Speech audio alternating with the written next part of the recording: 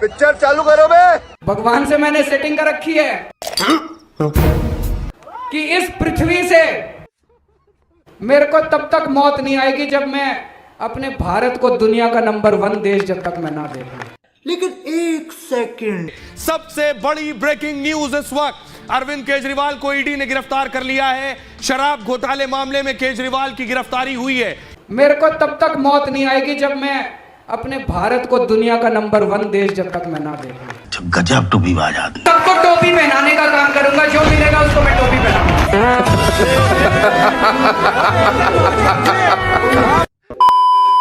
जो आदमी किसान आंदोलन के साथ है वो देशभक्त है। अच्छा। और जो आदमी किसान आंदोलन के खिलाफ है वो गद्दार है, वो देश का गद्दार है। अभी पता चलेगा। जो आदमी किसान आंदोलन के साथ है वो देशभक्त है, और जो आदमी किसान आंदोलन के खिलाफ है वो गद्दार है, वो देश का गद्दार है। 1 घंटा दो, 1 घंटे के अंदर आपके लिए मैं भिजवाता हूं दिल्ली से। 1 घंटे के अंदर हमने जनरेटर भिजवा दिए, बिजली का इंतजाम कर दिया, टॉयलेट का इंतजाम कर दिया, पानी का इंतजाम कर दिया, सारा इंतजाम कर दिया। और मुझे बड़ी खुशी है कि आज भी किसान आंदोलन 4 महीने के बाद जिंदा है। अगर किसानों का कोई भला सोचता है तो आम आदमी पार्टी सोचती है। मेरे लिए यह सबसे खुशी की बात है, मेरे लिए यह बड़े सम्मान की बात है। इससे बड़ा मेरे को और मेडल नहीं चाहिए कि आज किसान मेरे को अपना छोटा भाई मानते हैं, आज किसान मेरे को अपना बेटा मानते हैं, आज किसान मेरे अंदर अपना हितैषी देखते हैं। मेरे लिए इससे बड़ी बात नहीं हो सकती दोस्तों। हिपोक्रेसी की भी सीमा होती है। बोले जी गांव-गांव के अंदर किसी पार्टी के नेता को नहीं घुसने दे रहे, और जब आम आदमी पार्टी वाले जाते हैं तो लोग बुला बुला के अपने घर में उनको दूध पिलाते हैं। यही नहीं, अभी और सुनिए। जिन गांव के अंदर दूसरी पार्टी के नेताओं का घुसना मना है, जिन इलाकों के अंदर दूसरी पार्टी के नेताओं को दौड़ा दौड़ा के भगाया जा रहा है, वहां पे आज आम आदमी पार्टी के कार्यकर्ता को इज्जत बख्शी जा रही है। रुक, तेरे को बताते तेरी। हम लोग आम आदमी पार्टी की तरफ से आए हुए हैं। सर, अरविंद केजरीवाल जी ने दिल्ली में बिजली, पानी, शिक्षा, स्वास्थ्य क्षेत्र में काम किया है।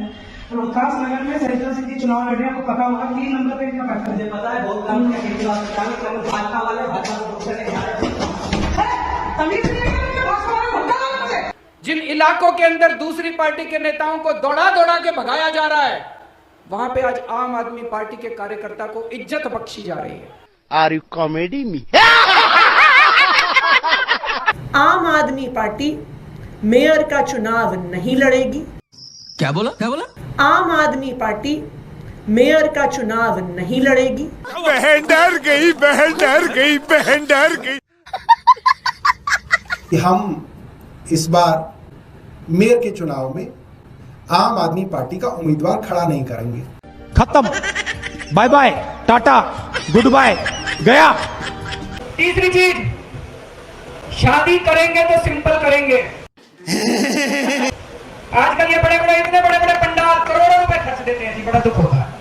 गलत तो नहीं कह रहा भाई, करोड़ों रुपए खर्च देते हैं। तो आम आदमी पार्टी की युवा विंग से जो जुड़ेगा उसको सिंपल और साधारण शादी करनी पड़ेगी। चल झूठा। अब सिंपल से मेरा, उसमें मैं डिटेल में नहीं जाऊंगा। आप जितना कम से कम कर सके उतना कम से कम करने की कोशिश करना। अभी बता दे भाई, अभी बता दे। कुछ लोगों ने अरविंद केजरीवाल की इस महंगी शादी को लेकर उन्हें ट्रोल भी किया है, क्योंकि शादी काफी ग्रैंड तरीके से की गई थी। जिस तरीके की वीडियोस और फोटो सामने आए हैं उससे लग रहा है कि शादी में बहुत ज्यादा पैसा खर्च किया गया है। इतना ही नहीं, बॉलीवुड की जानी मानी हस्तियों ने भी इस शादी में परफॉर्म किया था। रिपोर्ट्स बताती हैं शांग्री लॉ एरोज होटल में शादी करने का खर्च लगभग 1.5 करोड़ रुपए तक आ सकता है। ये खर्च 600 मेहमानों के लिए होता है। यहाँ कई तरह के वेडिंग पैकेज मिलते हैं, मेहमान अपनी पसंद के मुताबिक पैकेज चुन सकते हैं। शादी करेंगे तो सिंपल करेंगे। आजकल ये बड़े बड़े, इतने बड़े बड़े पंडाल करोड़ों रुपए खर्च देते हैं जी, बड़ा दुख होता है जी, बड़ा दुख होता है। गजब टोपीबाज आदमी। सबको टोपी पहनाने का काम करूंगा, जो मिलेगा उसको मैं टोपी पहनाऊंगा।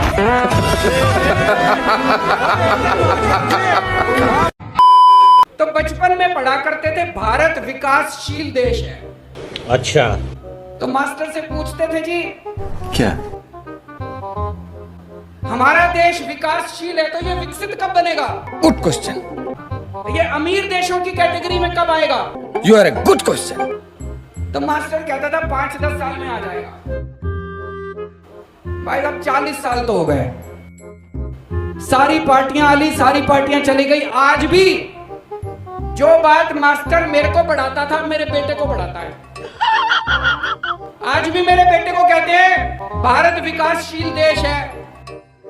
कब होएगा विकसित? 5-7 साल। ऐसे यूं नहीं होने वाला, इन पार्टियों के भरोसे नहीं होने वाला दोस्तों। अभी बदत है भाई, अभी बदत है। और गारंटी केजरीवाल की ये भी थी कि हम यमुना साफ कर देंगे, अगर नहीं की तो 25 में वोट मत देना। ये मैं सहमत हूं आपसे।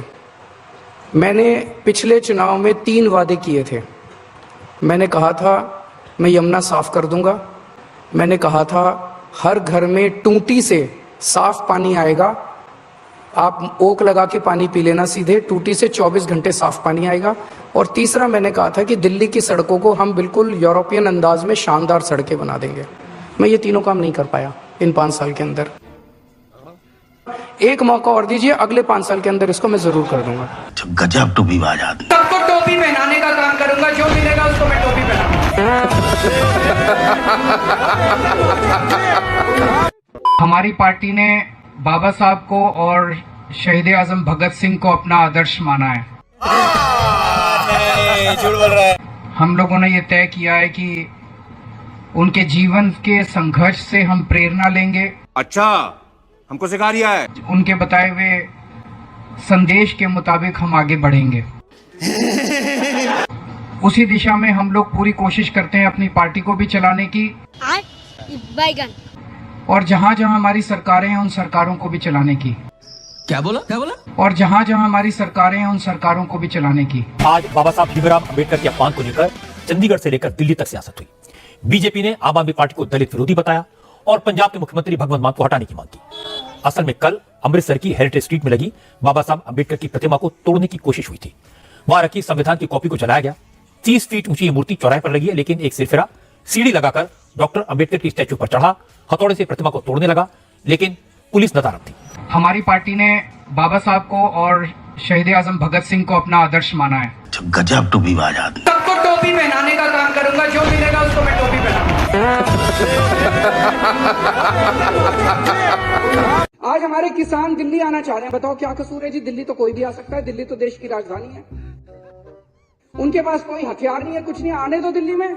अच्छा, हमने भी तो रामलीला मैदान में आंदोलन किया था, रामलीला मैदान दे दो, बैठ जाएंगे बेचारे। अपना अधिकार, अपनी आवाज उठाने का तो सबको अधिकार है आर्टिकल 19 के अंदर संविधान के। ठीक है। किसानों को नहीं आने देते, ना उनकी फसलों का दाम। वो क्या मांग रहे हैं? वो कह रहे हैं कि हम जो फसल पैदा करते हैं हमें अपनी फसलों का पूरा दाम मिलना चाहिए। बिल्कुल मिलना चाहिए। ठीक है, समझ गया। फसलों का दाम भी नहीं देंगे, प्रोटेस्ट भी नहीं करने देंगे। तो रुको जरा, सबर करो। जो किसान जब शंभू बॉर्डर पे पिछले 1 साल से बैठे हुए थे, बॉर्डर बंद होने से, हाईवे बंद होने से पंजाब की अर्थव्यवस्था को, पंजाब के व्यापार को बहुत ज्यादा नुकसान हो रहा था। और इसका नतीजा क्या होता है? इसका नतीजा होता है कि पंजाब की इकोनॉमी पर असर पड़ता है, नौकरियां खत्म होती हैं, युवा ड्रग्स की ओर जाते हैं। और आम आदमी पार्टी की पंजाब सरकार ने ड्रग्स के खिलाफ, नशे के खिलाफ एक युद्ध छेड़ा हुआ है, और उस युद्ध के तहत जरूरी है कि पंजाब की अर्थव्यवस्था, पंजाब में व्यापार, पंजाब में नौकरियां बढ़े। तो उसके लिए हाईवे को खोलना बहुत महत्वपूर्ण है। ये हाईवेज पंजाब के लिए एक लाइफलाइन है। अब आए ना लाइन पे।